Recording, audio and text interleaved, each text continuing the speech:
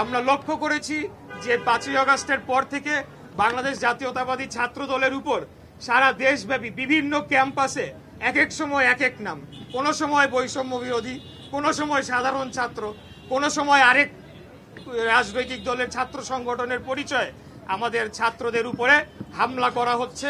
তাদের রাজনৈতিক কর্মকাণ্ড, স্বাভাবিক রাজনৈতিক কর্মকাণ্ডকে বাধাগ্রস্ত করা হচ্ছে, অথচ তারা কিন্তু নিজেরা তলে তলে তাদের কর্মকাণ্ড করে চলেছে।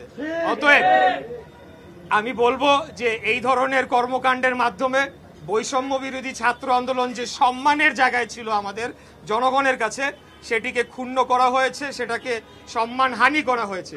এবং আমি যেটা বুঝি এবং আমি যেটা বিশ্বাস করি, এই বৈষম্য বিরোধী ছাত্র আন্দোলনের সাথে যারাই যুক্ত ছিল হাসিনা বিরোধী আন্দোলনের সময়, তার ৯৯% তারা সরে গিয়েছে। তারা যার যার শিক্ষা প্রতিষ্ঠানে তাদের শিক্ষার কার্যক্রমে তারা যোগদান করেছে। অতএব এখন কারা এই বৈষম্য বিরোধী ছাত্র আন্দোলন ব্যানারটিকে ব্যবহার করছে, সেটা একটা প্রশ্নের সম্মুখীন হয়ে দাঁড়িয়েছে।